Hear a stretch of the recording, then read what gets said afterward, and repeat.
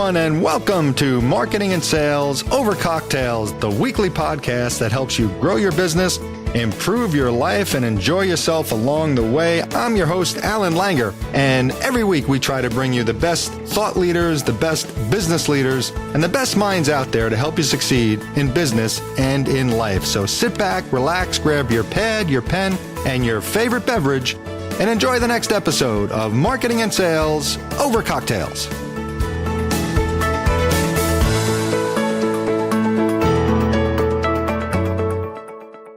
Hello, everyone, and welcome back to another exciting episode of Marketing and Sales Over Cocktails. And yes, I said exciting because I get excited every time I do one of these podcasts because I learn so much, and I'm hoping you guys learn so much. And today will be no different. I've got Sherri Schwartz, a marketing sales expert, and I say marketing and sales because she's come from both sides of the tracks. So we're going to introduce Sherri in 1 second. I'm really looking forward to this conversation. But first, typical homework. We've got or housekeeping, I should say, not homework. The marketing and sales podcast.com is the website, marketingandsalespodcast.com. That is where you go and you click on the Ask Alan icon on the top and you send me a question.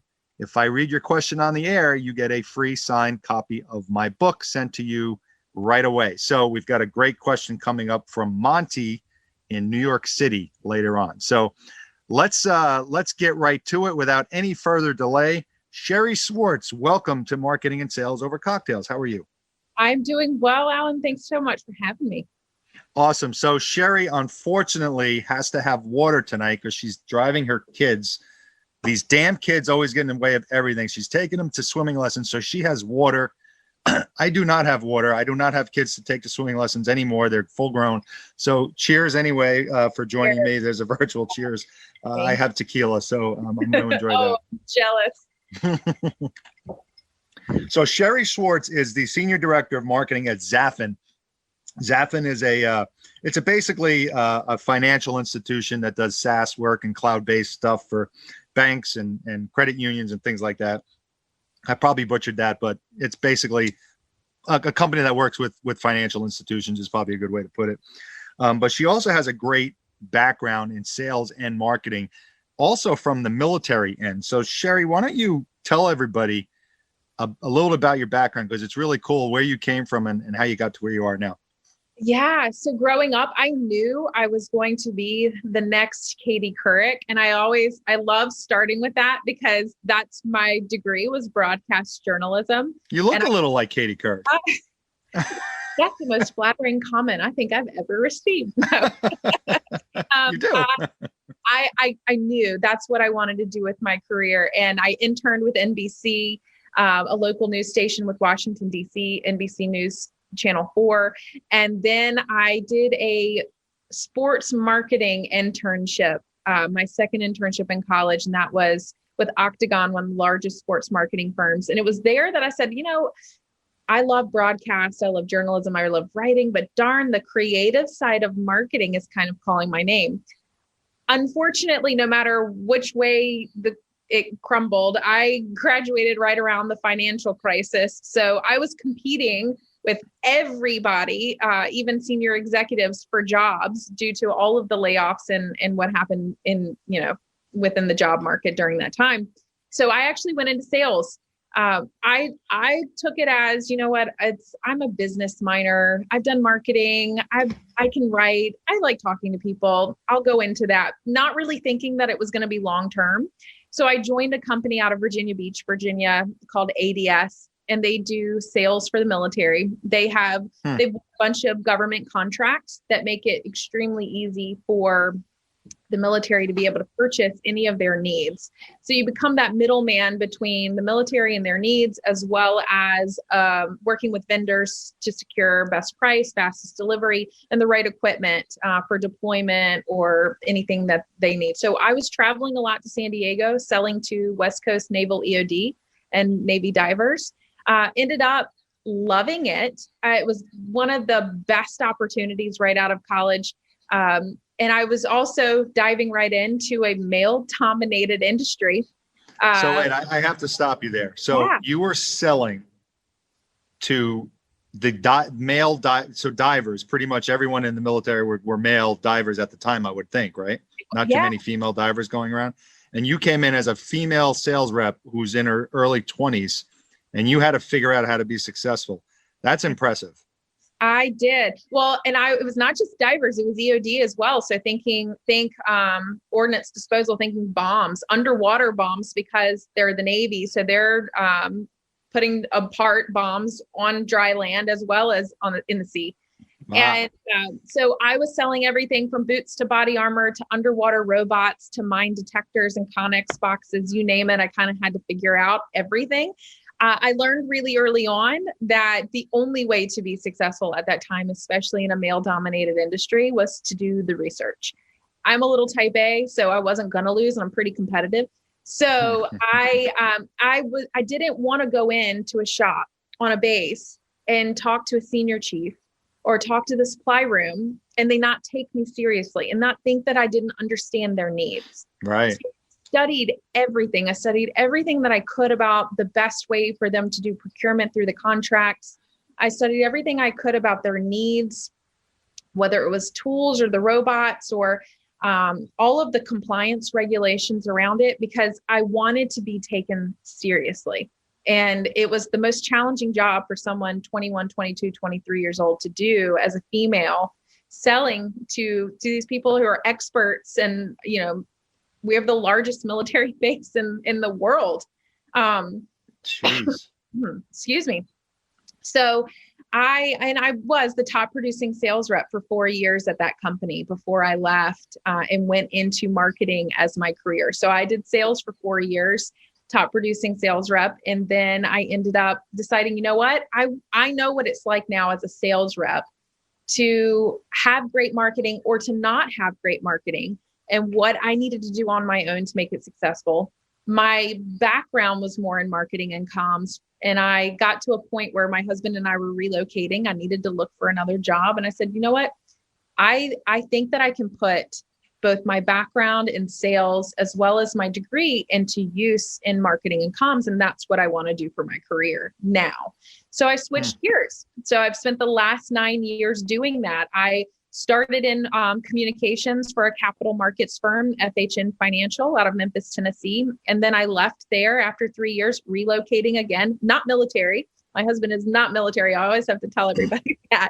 You mentioned, what does he do? He does something kind of unique, right? Yes, he works in the lumber manufacturing business. So he works for a Canadian lumber manufacturer, West Fraser. They bought International Paper's lumber division years ago. And he travels a lot in that job. He does. Wow. And I know everything I can, weirdly enough, about lumber as well. And we are the people on the road that if you're doing a drive, you slow down by the 18-wheeler to check out the logs or the stamp on the 2x4s or 4x4s to see, is that West Fraser lumber? We are that family. We are. So that will embarrass your kids one day, by the way, just so you know. These boys are already embarrassed by mom and dad early in their years. So I left there, and then I got the wonderful opportunity with Encino. It's a fintech SaaS bank technology company to build the product marketing arm from the ground up there in their early startup years. So I got to do that for 4 years and grow product marketing where it was just me, to then managing over a team of 8 product marketers, and went through not only multiple product launches, but also acquisitions within the company, as well as global expansion. And it was a wonderful place to be in for the career and really get to be a part of all of those different facets. And that was where I worked so hard at making sure, especially when we didn't really have a fully functional product marketing arm in the beginning, that sales had every single thing that they needed to be successful. And that was really, really important to me. And that's where I really drew from my background in being a sales rep and knowing what it was like to have some good stuff and to have some not so good stuff, and create stuff on the fly.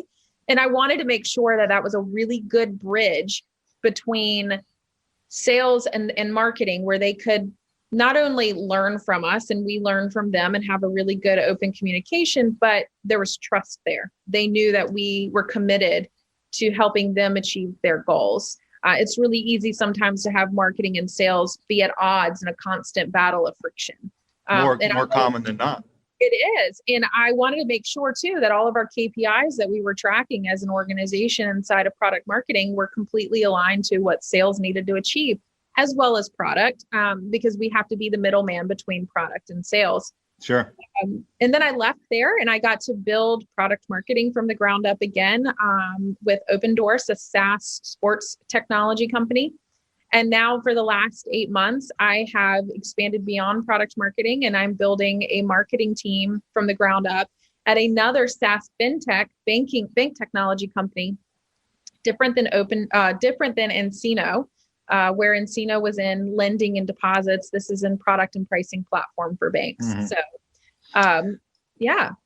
So that's quite a resume. And so anyone listening that needs a marketing system built from the ground up, you can contact Sherri. She's not leaving her job though, but because she just started, but maybe in 5 or 10 years she will, but she seems like she likes that starting from the ground up, building that stuff. And which is awesome because it takes a special person to do that. So congratulations on your success in your career so far. Thank you. Thank you very much. It's fun. I love what I do. Okay. So a bunch of questions popped in my head. This always happens. I write questions down. I never get to them because the conversation takes us in different directions and I love it. There's 2 things I want to talk about. Yep. And we're going to get to the marketing and sales aspect, but you said something and I think we touched on this when we had our pre-call before this recording. The bro culture in sales. Mm-hmm. You experienced it firsthand. You were a 22-year-old female visiting naval bases and trying to sell stuff. And I'm sure you experienced the negative part of that from a macho sexism standpoint. What do you tell the young female sales rep today that still, because that still exists, that bro culture still exists, usually in larger organizations where the sales industry is a male dominated industry, especially in certain sectors like tech and things like that. What do you tell that person or that female that's experiencing that? How does she handle it? And what advice would you give her? I would say that you take what you're experiencing, whether it's in my situation, cat calls on a military base, or a senior chief saying, "Ugh, what does she know about tools? She's not going to know a Phillips from a flathead." And you take all of those things, even if it's male sales reps that's within your organization and just not taking you seriously. Internalize it. I used it as fuel.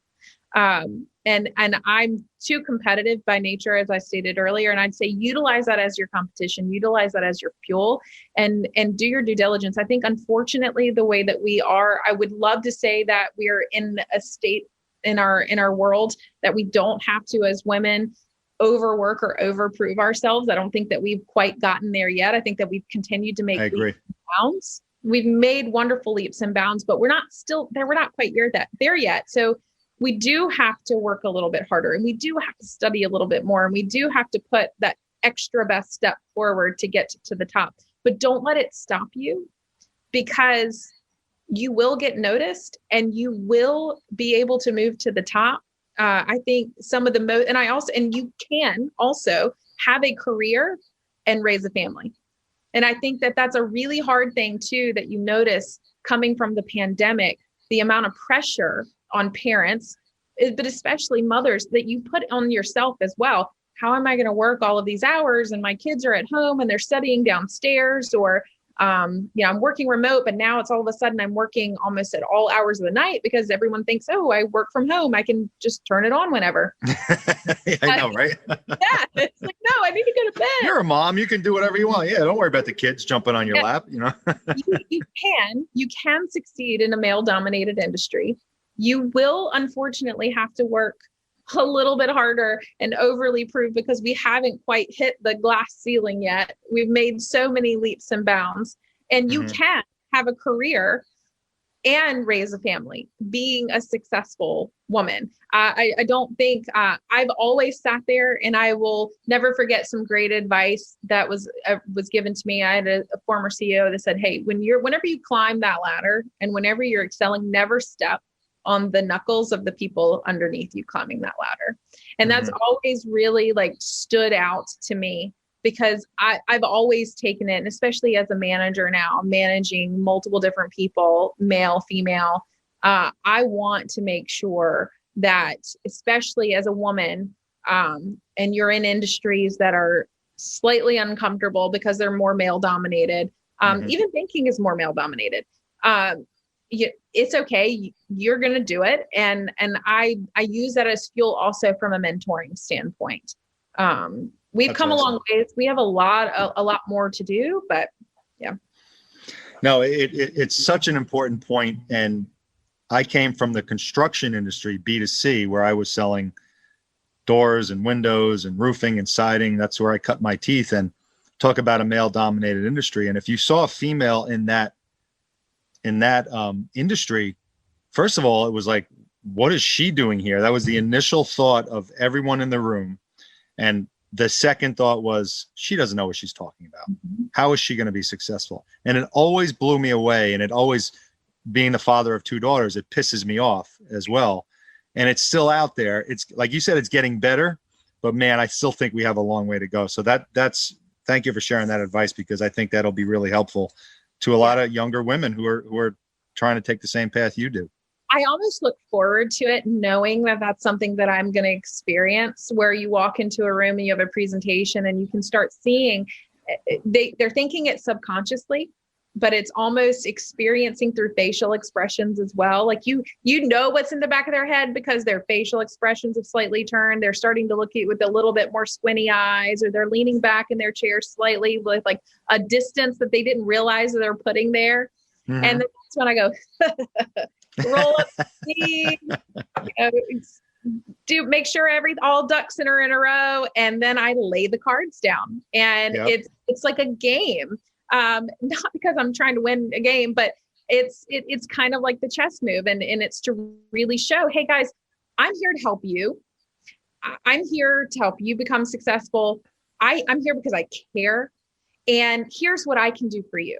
Here's the best thing for you that I believe is going to help give you better efficiency or get your boots on the ground faster, whatever it is. It's trying to make sure that I put myself in as close to their shoes as possible. And the fact that, hey, I may be female, you may be male, but I understand your needs and I'm here to help you. Yeah. And you know what's interesting about that? And I'll come at this from a training standpoint. There's always going to be people in the room who don't want to be there, who could care less about the person in the front of the room, especially if you say the dreaded 2 words, sales training. Oh my God, I got to go to a sales training thing, because all salespeople know everything. They think they're the best salespeople in the world. But you quickly learn that the people in the room who actually want to learn are usually they are the best reps there. They're the biggest earners, they're the biggest closers. They know what they're doing. And I was always, when I was doing my thing with Windows, there was an older guy who had been selling probably 30 years, just selling Windows for 30 years. I mean, just the amount of things that he's seen and his experience were, unbelievable. And every sales meeting, he was still sitting there taking notes. And I never forgot that, because he always, after 30 years, still wanted to learn. Yeah. And I think that can be applied to any business that you're in. Always want to learn, right? Absolutely. Absolutely. I'm still learning. And as I hire team members, and I'm building out people, and I've been building out teams for several years now. I always look to hire somebody that's obviously an expert in their craft inside of marketing, but that is also a continual learner. That way I can get a sense that they're going to stretch and they're going to grow, and we're going to do really good things together continually as market evolves, strategy evolves, et cetera, but someone I can learn from. Yeah. I am a habitual learner, and I can't tell you the amount of tabs. It really stresses my team out. The amount of tabs that is on my browser. If I'm sharing my screen in a meeting, they're like, oh, I'm the same way. That person. But I go, well, I found this great article and I want to read it, but I don't want to forget about it. So I'm leaving it open because I know I'll read it. And so a lot of my tabs are those types of articles. And I love building teams that have that eagerness to continue to learn as well, where it's not just like, hey, I know everything, I'm an expert at what I do, but hey, I'm really good at what I do, but I want to get even better. And I think that's especially when you're building teams from the ground up in more of the high growth SaaS startup modes, like most of the companies that I've worked at, that's a critical and fundamental piece to getting the hiring right, is because you need people that are going to be from the ground up, help you build the framework, but also continue to learn, because not every practice in every marketing department is cookie cutter. And strategies that work at one place aren't always going to be the strategies that work at another, especially if they're different industries, or even if they're the same industry, completely different product sets. And so I love getting people that are eager to roll up their sleeves and learn. So let's slide over now to the marketing side of this, because you came from sales, and that is such an important thing that you said, is like you came from the sales side. So you understood what the marketing team needed to do for sales. Like you, as a salesperson, you were like, I know what I need the marketing team to do, or I know what kind of leads that I need. So you kind of came from that mindset, where a lot of times they don't talk. Like we mentioned at the beginning of the podcast, they don't talk at all. The sales team bitches about the marketing team. The marketing team bitches about the sales team because they can't close the leads. The C-level people are bitching about everybody because they're not reaching their numbers. But he's getting along. Nobody's getting along. And I've seen it. I've seen it 100 times in organizations. It's usually the norm rather than the exception. Yeah. So what is it that you can tell a company that has a marketing and a sales team?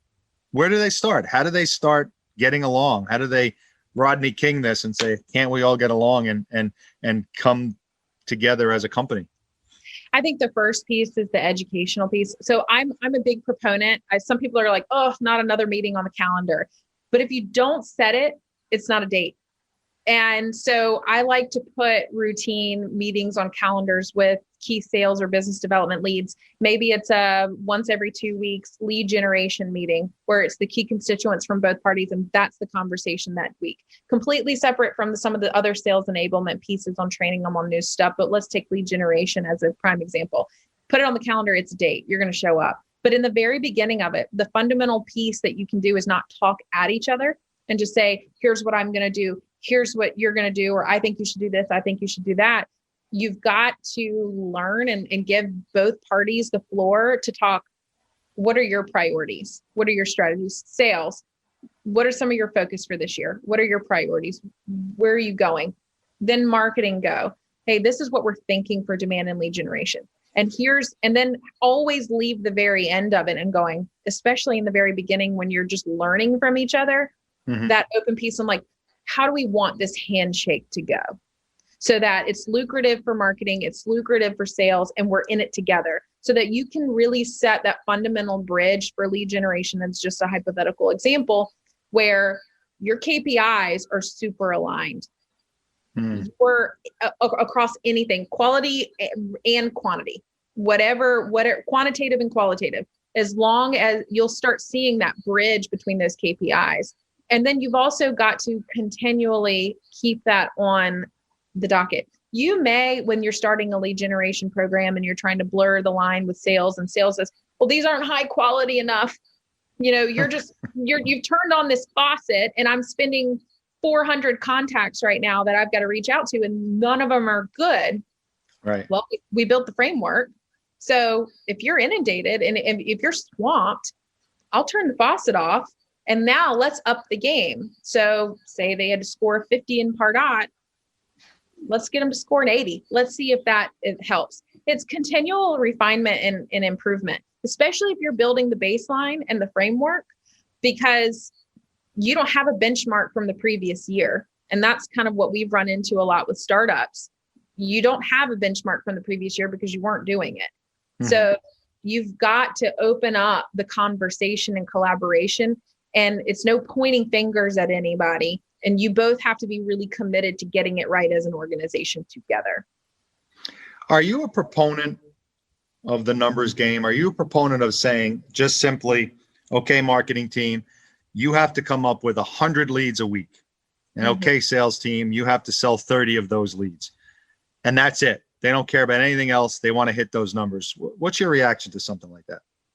I think at that point, I'm not a numbers fan where it's like, you must hit this each week or you must hit this many from marketing leads. I don't like that because then I feel like we're selling ourselves short of the gray area. There's so much gray area too when you're setting out benchmarks and you're building out frameworks that you might cut somebody really worthwhile. You're trying to stick to this little framework. I think give it breath in the beginning. And you can have a goal and a KPI that says, hey, marketing only had 75 leads last year. Let's just like lowball it. 75 leads last year. We want to triple that number this year. Well, give it that this year framework, but then allow yourself the space in quarter one and quarter two to refine and retune the process, to not be so pressurized on lead by numbers, but get the process right, get the flow right, test and refine and see, get new things in process. And then measure, where are we? Do we need to change the measurement? Do we need to loosen it? Do we need to tighten it?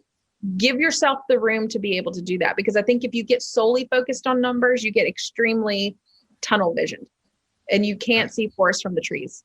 I could not agree more. And the companies, and I think this is a trend that is very, very slow to happen, but I'm starting to see it, is where the companies that mandate touch points and they mandate you have to make 400 calls in a week and you have to visit 85 clients, per month or whatever it is, they're realizing that doesn't work. It's so much more than that these days.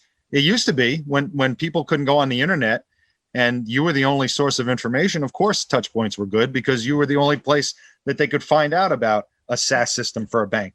But now 97% of customers are doing research online before they even start a sales process or a purchasing process.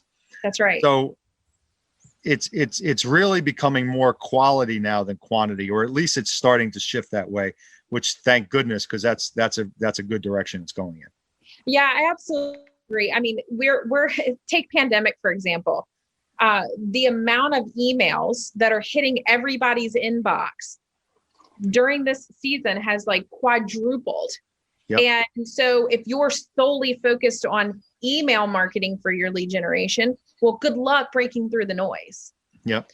But then you've got the World Wide Web at your fingertips. It's not 1991 anymore where there's just one search engine. You've got plenty of things at your fingertips. The amount of self-guided discovery is through the roof. They are going to do their due diligence and they are searching. They may not search for you by name because if you haven't done a lot of brand awareness, they don't know you exist yet, but they're searching for you by a keyword. And if you're not monitoring that and then utilizing that to increase the amount of thought leadership and brand awareness through PR efforts or through other content, then you're not enabling them to do their self-guided discovery and to beef up the amount of activities they're doing on your website or engaging with you and hearing about you. Because that's the other problem. If you're focusing on mass cold emails, for instance, you're never going to break through the noise, and that's not going to be a quality lead for business development. If you give them what they want through lead generation, through content marketing and PR efforts and brand awareness, in the search engines and in the web where they're already spending their days researching stuff, they're going to be a more quality lead because by the time they passed over, they have shown you, they haven't just opened an email, they've shown that they have either research or buying intent. Everyone who just listened to that, stop and rewind and listen to it again. That's such important advice. And what you're saying there, and I wanted to ask you about this as well. And you mentioned it, you talked about content marketing and social media has to be part of your marketing plan. And I think where a lot of small businesses make a mistake is they try to have people find their website first. I'm a proponent of, you want people to get to your website from somewhere else first, because you're building the affinity. They're liking you and they're going to actually say, you know what, now I'm going to check out this person's website because I saw them on TikTok, because I saw them on LinkedIn, because I saw them on Facebook. If they start on your website they're just a visitor. They don't know you. So social marketing, social media is so important. It is. It is. You don't want to make them go onto your website and then try to encourage them to follow you on LinkedIn. Exactly. You want to find you on LinkedIn, whether it's through their network who's reshared your post or whatever that is, and then go to your site, not go back. 100%. And I think that's really, really important, the social piece. And what I also like to encourage people to do in their social piece is be human. Like, I'm not asking you if you're creating a social post on your business channel to be so human that you're like creating weird memes that don't influence anything, but let it be super conversational. Stop getting so formal in your social posts because you dehumanize it. And we get pitched so many things all the time, and it feels like this boring sales pitch where you're suit and tie and you're all like, it's so stuffy. I think people just want to be treated and talked to in a very human, conversational way. So I encourage a lot of companies to say, hey, you might have formalized documentation, or you may have formal language in your sales, any of your sales work. But when it comes to your social posts as a business, be fun, be loose. And I think I think that people relax a little more about it and be like, oh, that was funny, or that was clever. I like their spin on this. Mm-hmm. It just makes it more fun. Have fun. Absolutely have fun. And I actually, I started a TikTok account about 6 weeks ago. It was a challenge. I have an accountability partner. We challenged each other to start a TikTok account, and I got my 12-year-old to teach me how to do it. And you know what? It's actually making my other posts more fun. Like TikTok, you can literally just have fun. Yeah, you can. And I went into it just having fun, and I haven't gotten business from it yet, but I've gotten so much exposure from it, and people contacting me about my sales class and things like that and coaching. So, but I encourage people, if you feel like you're stuffy, start a TikTok account. That'll take the stuffiness out of you right away. I know. I did one, and I signed up for one early in the pandemic, and this was right when Tiger King was super hot. Oh my God. Doing all the Carol Baskin voiceovers, and I absolutely jumped on that train. And my oldest son, who's 7, keeps saying, "Mom, can we do TikTok tonight?" And my husband's like, "No, don't do TikTok tonight." Very fun. It's very fun. And I like to go, when I go into social media, I like to do play on words as well, or play on lyrics and turn them into something really fun for your business.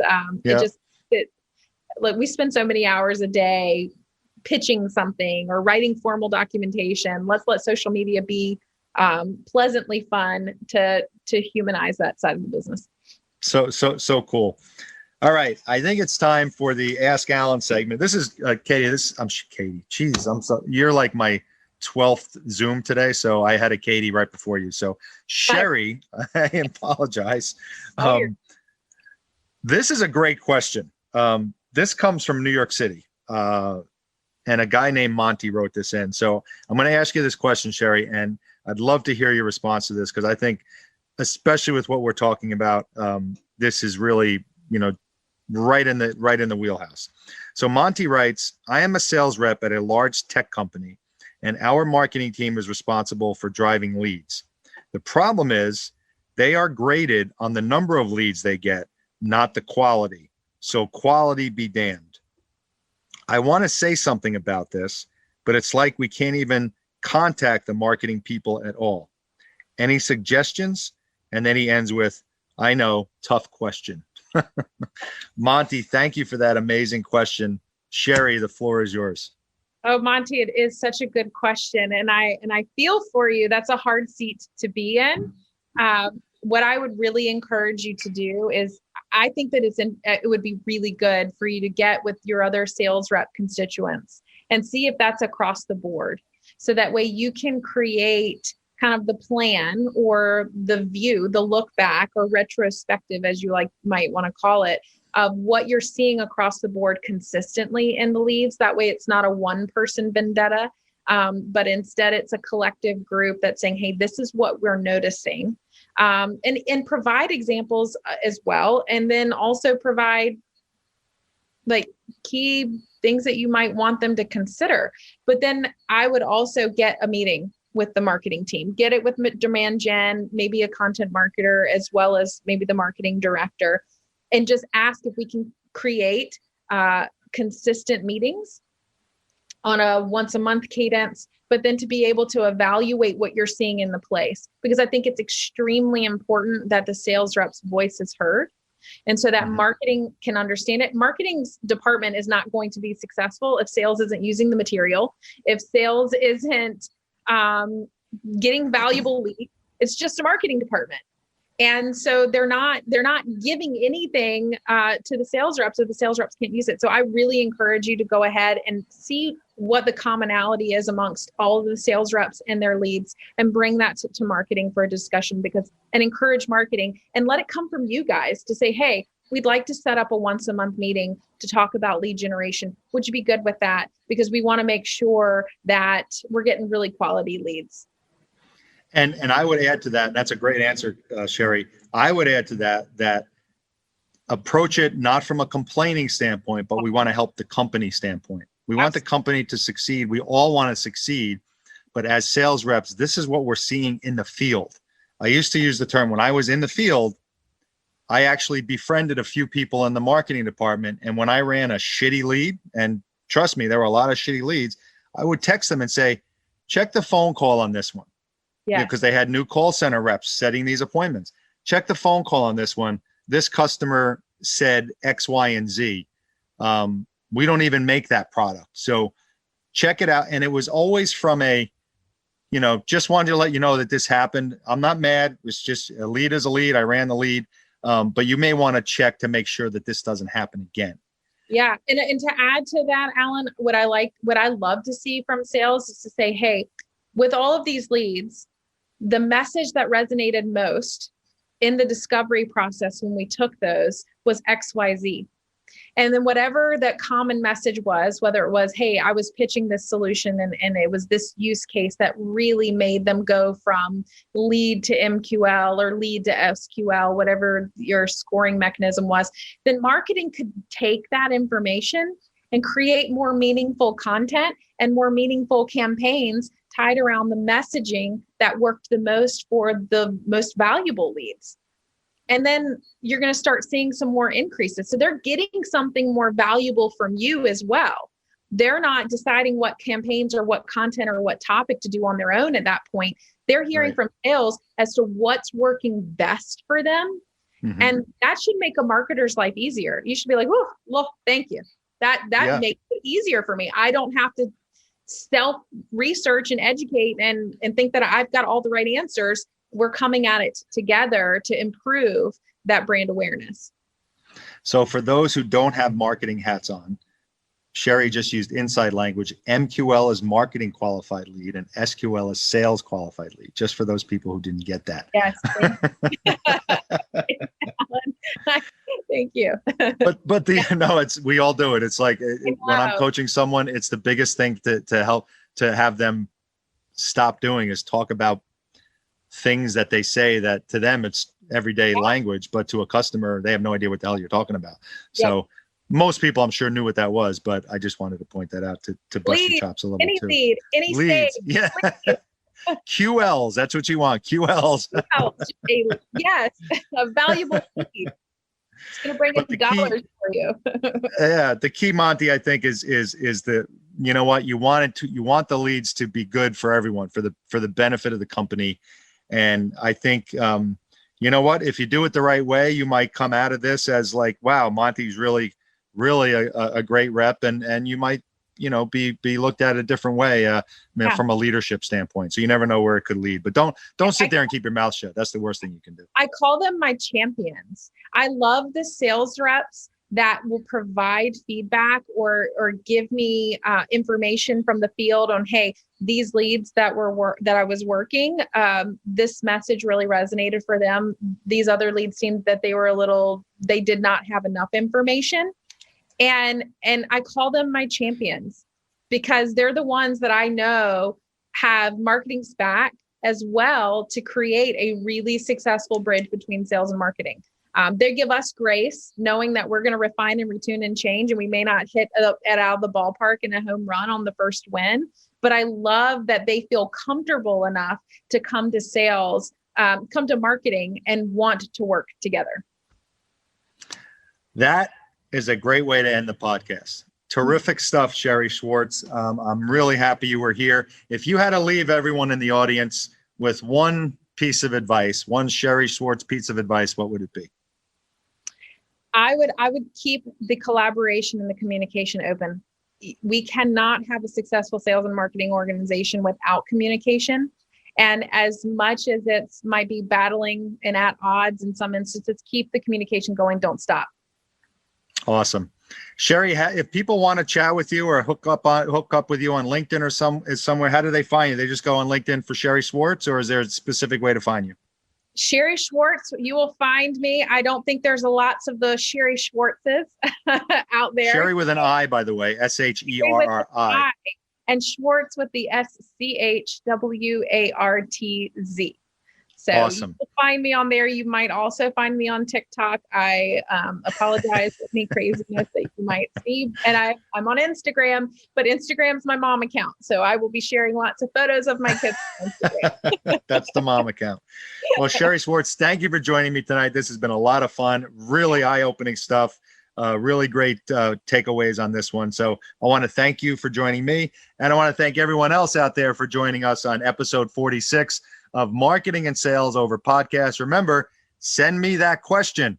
Monty is getting a free signed copy of my book because he sent a question. He sent in an awesome question, and we read it on the air. So get that done. Go to the website, leave a review, tell everyone about Marketing and Sales Over Cocktails. It's a fun podcast. I want to thank you for joining. Sherri, thanks once again for joining us. And we will see everyone again next time.